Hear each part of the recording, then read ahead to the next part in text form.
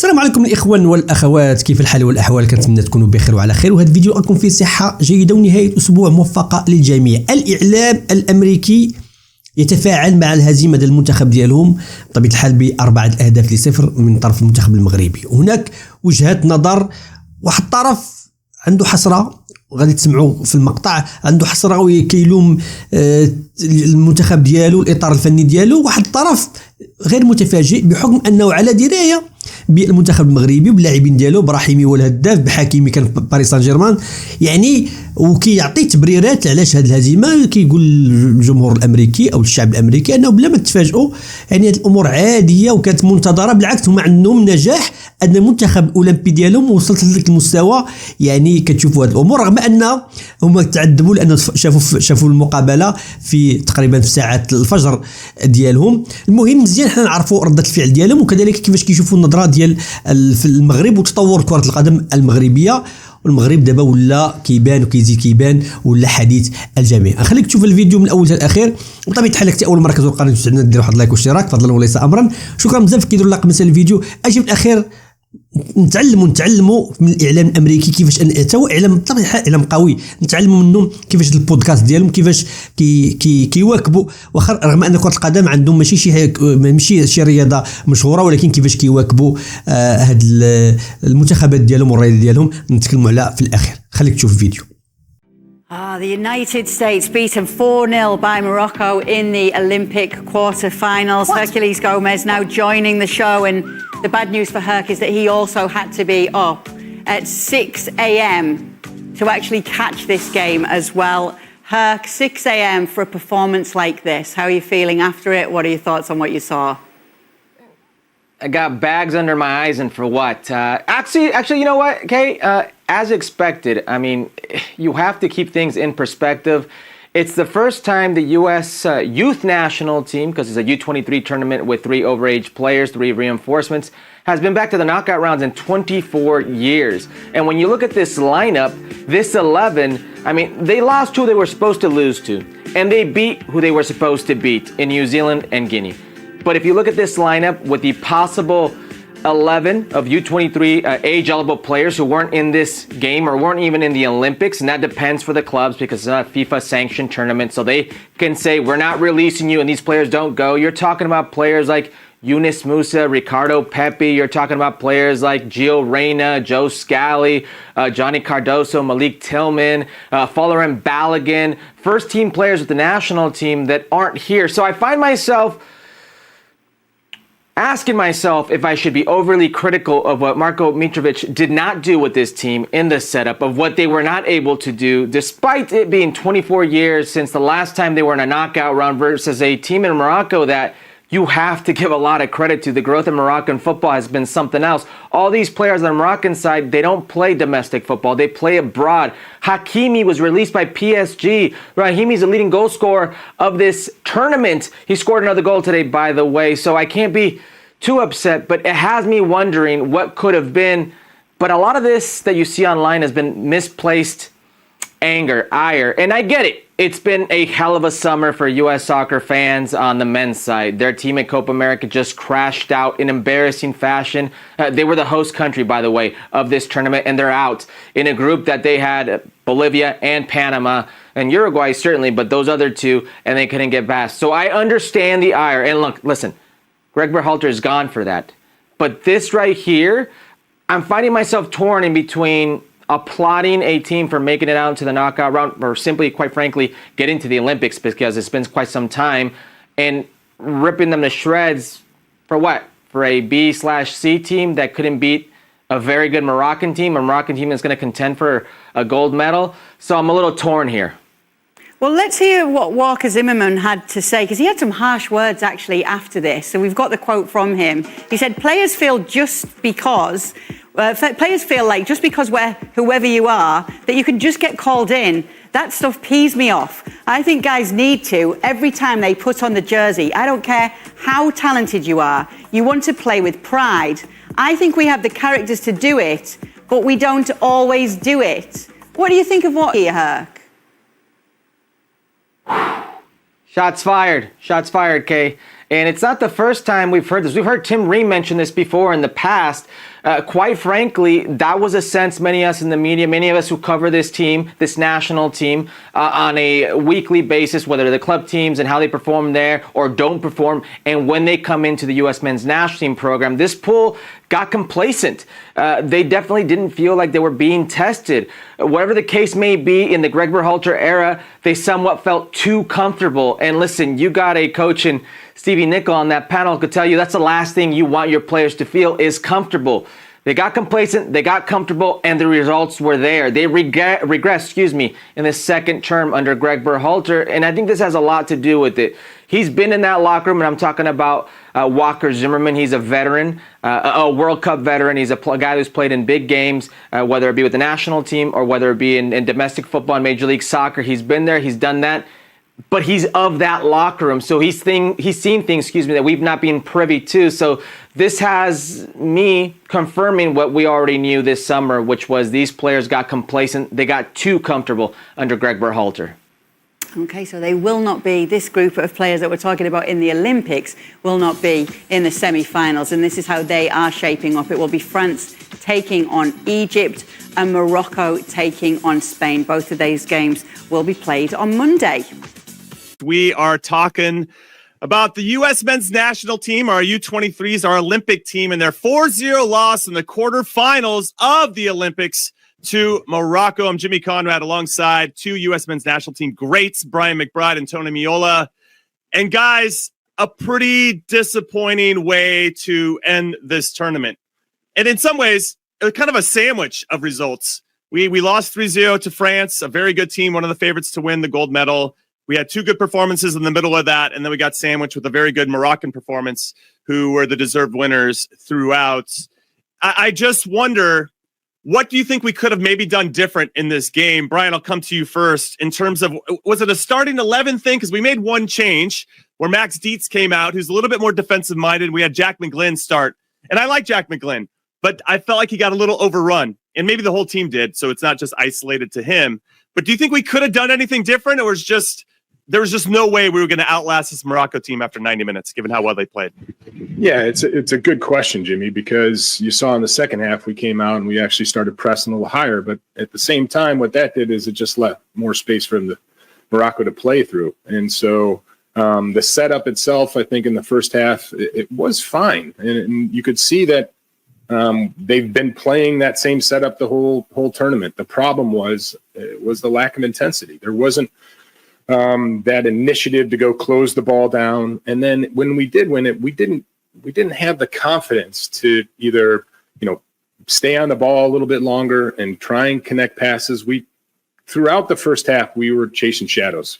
And that large part of that is because of how good Morocco was at circulating the ball and moving the ball 1-2 touch real quickly.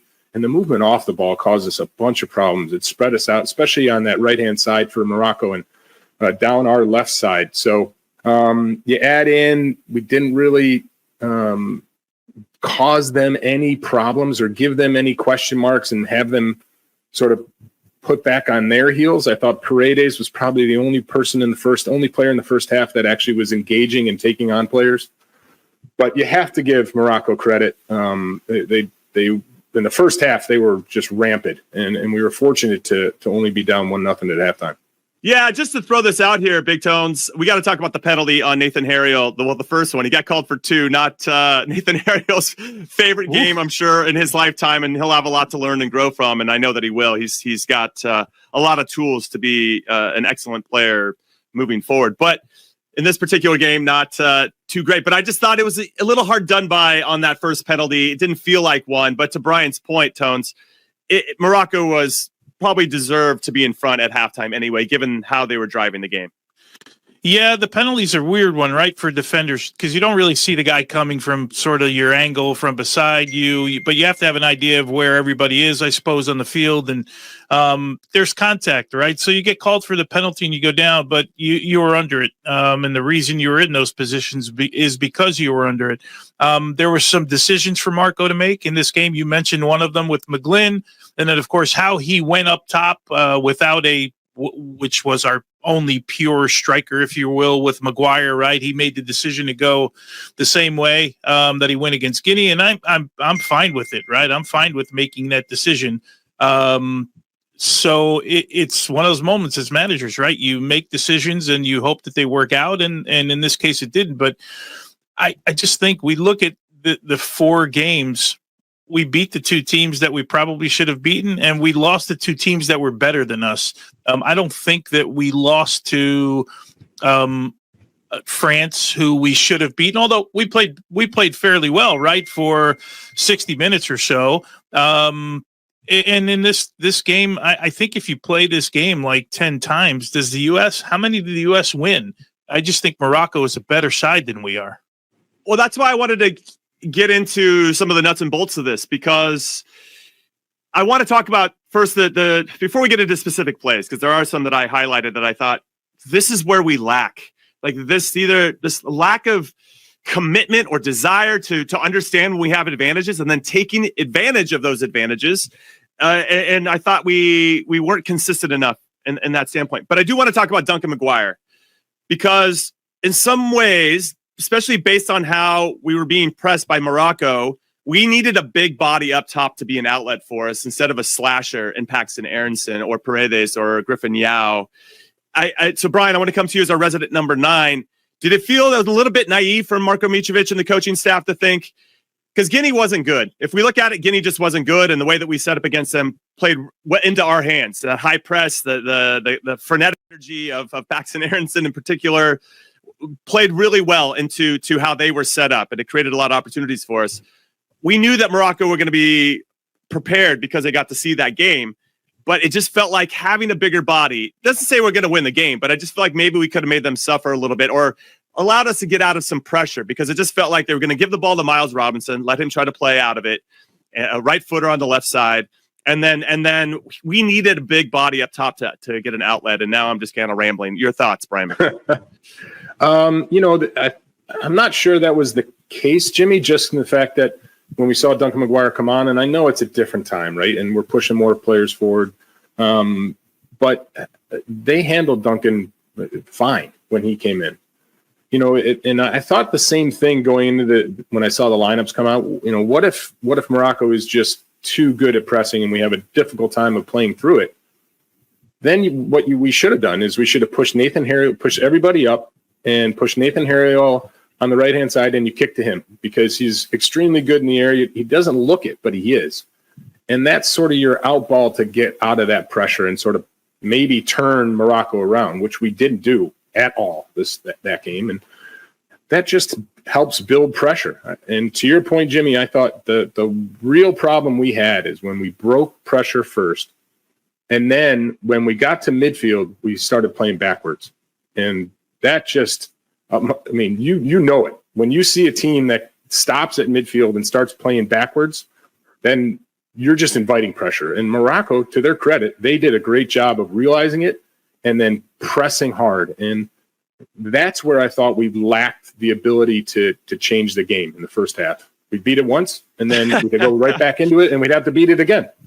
Listen, the game kicked off at 6 a.m. here on the West Coast, and it's pretty rare when I yell at my TV at any time of the day, but especially in the morning when everybody here at the house is still sleeping. And there was a play in the 50-something minute where we're playing through some of their first line of pressure. We get into midfield, like you're talking about, McBrizzle. It goes into Mihailovic, and he just plays backwards. And it goes to Harriel, and then it goes all the way back to Schulte. And I screamed at the TV. I'm like, what are we doing? At what point? We're down 1-0. At what point are we just going to take that peek over your shoulder, find those little half turns, and we got to be able to play forward at some point. And it just felt like, I don't know if that's a sign of being tired, Tones, or if that's a sign of I don't know what it is, of lacking some confidence at that point, because Morocco was pretty much in control on both sides of the ball. That I screamed at my television, and I'll give you another play after that. But Tones, I want your thoughts on kind of our build-up play. Isn't that indicative though of the entire match, right? Well, no, it is. Yeah, you play scared, and then all of a sudden you start thinking. Look, we've all been in those matches before. It's not like we're immune to ever having been in those games before, where you think like the best option is the easiest option. Where on another day, the best option might be the second or third easiest option that you're willing to play, that you're willing to take responsibility to play. And that's just, that's just the way the game went. And, we can look at all of those plays, but I would not be surprised if this Moroccan side went on to win this thing. I mean, how could you be surprised? They beat Argentina, who everyone says Argentina and France, that's the game that likely will determine the winner of this competition. Maybe we're just not giving, we didn't play well. There's no doubt about it. And the indication oftentimes for me is, just far too many easy balls given away, not taking the chances that we've seen in other games. And then I look at the speed of play. Man, those two wingers from Morocco, they're at a different level than we were. So you're comparing those two wingers to our two wingers, so I think are decent players, Paredes and Griffin Yao, and I'm glad Yao got to start. With the two of those, and then Aronson up top. I guess the one argument you could make is there's no Brian McBride, right? Like there's no Duncan McGuire, like the guy that can change the profile of those players, because they're all pretty much the same profile. When you're able to counterattack all day and run at teams and get into space, those three guys work well together, but that didn't turn into the game I think that they thought it was going to be. And then all of a sudden you add all those things up, and like for me, I can't get over the fact that Morocco, and maybe it's the Olympics and I didn't give them enough credit. I didn't take enough out of the Argentina game, which I watched from start to finish.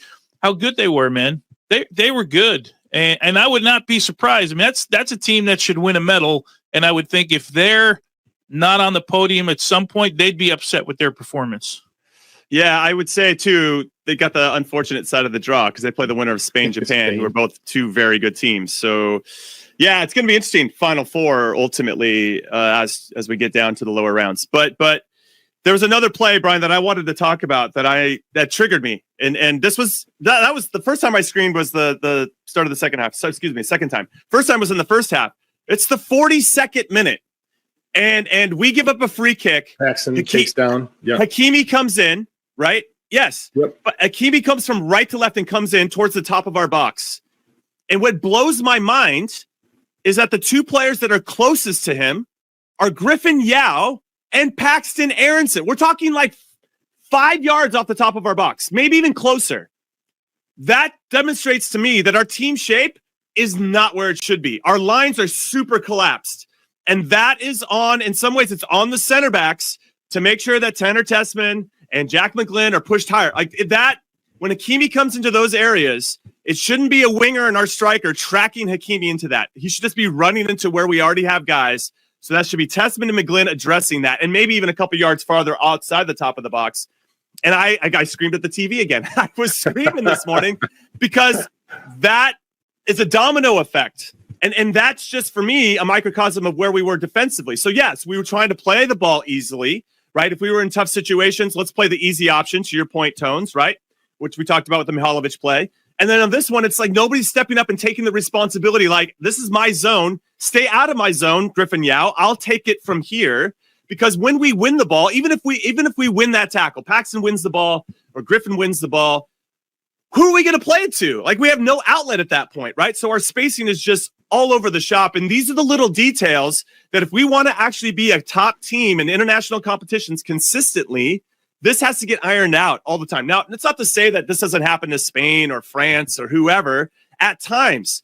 But for us, like these are the little things that we need to correct so that we can start to get a better footing and grip of the game. Because right now, Morocco's like, yeah, Hakimi's just running wilds, right? What are we going to do to make Hakimi suffer? How do we make him defend and start to think, oh, shit, I can't leave my area because I'm going to get countered? I don't think we ask enough of those types of questions. I'm off my soapbox. Brian McBride, take it away. Jimmy, you're exactly right. And, I talked on a little bit. The fact that we didn't turn them around and put them running towards their goal speaks volumes to how well Morocco played and how their movement was just causing us problems. We were never able to get high enough to cause them problems. But going back to what you're talking about, I completely agree with you with the Yao and Paxton Harrison play. First of all, you should never make that tackle anyways, because Yao's on his inside. He's not going to be able to do much with it. So you don't make that tackle. Secondly, I think most of that comes from the movement prior to it, right? How many times was the number 8 able to run off of Jack McGlynn's shoulder and get in behind? And so now you got Jack worried about what's going on behind him, so he can't put pressure. So the movement alone allows Hakimi, who, let's be honest, is a special player, to make that run in. So the whole shape gets thrown off because of the movement of Morocco and the ability to not just they're making the runs, but they're executing the pass into the runs prior to that. So you have to worry about those types of runs. I thought Rahimi was able to occupy our center backs unlike any other team has for this tournament. Sure. And then you get this play. You get Hakimi's running towards, basically, if you let him run, continually run, he's going to run to the corner flag. That's not very dangerous. You don't need to make that tackle. In the end, it didn't hurt us, but it was sort of the epitome of how we had to defend in the first half. And again, how well Morocco was moving with the ball and without the ball. Yeah, it's Tones, I want to hear from you, but we're going to have to take our first break here of Call It What You Want. We're going to get into some of the specific goals, and we're definitely going to get into the player ratings and see who was our MVP, not necessarily of this game, but of the whole tournament, who raised their stock, as it were. But this was a good lesson overall, I think, for a lot of our players. And in some ways, I should finish this first segment off by saying this. I'm grateful. I'm grateful that we qualified for the Olympics, because this gives an opportunity for our young players to get exposed to pressure in big tournaments against top teams, and we get to figure out what we're good at and what we're not, and then hopefully we can come home with that individually and collectively and say, okay, we need to get better in these areas, and that's obviously something we're going to talk about. يعني كما شفتوا الاخوان التفاعل ديال الاعلام الامريكي صراحه اعلام قوي، نقدروا نقولوا اعلام قوي بطبيعه الحال. كنشوف غير المتابعه كيفاش النقل التلفزي ديالهم وكيفاش الضيوف وكيفاش كيتكلموا، كذلك طريقه الاخراج شي حاجه رائعه جدا، على الاقل نستافدوا منهم واخا غير بعض الامور. واكيد هذه المناسبات ديال المغرب مع امريكا والفوز المغرب كيزيد الشعب الامريكي كيزيد يتعرف، وهذا الشيء بطبيعه الحال مزيان للمغرب، ترويج اكثر واكثر، ويكون واحد الزخم اعلامي. والمغرب دوله بطبيعه الحال مؤخرا حاول تستغل في جانب السياحه الامور اللي كتعلق بالتعريف اكثر واكثر بالمغرب، وهذه فرصه ومزيان الاعلام وقنوات كبرى تتكلم على المغرب. تفاعل معي في هذا الموضوع، الا كنتي من امريكا او من بطبيعه الحال من الدول المجاوره، اعطينا شي افكار، عبر واش فعلا هذه المقابله وهذا الحضور المغربي في وسائل الاعلام الامريكيه عنده شي تاثير او كاين او يلا غادي يبدا يولي. يعني الافكار ديالكم يعني والاراء ديالكم مهمه، وشاركوها معنا وشاركوها مع المتابعين. اللقاء فيديو اخر ان شاء الله. تهلاو.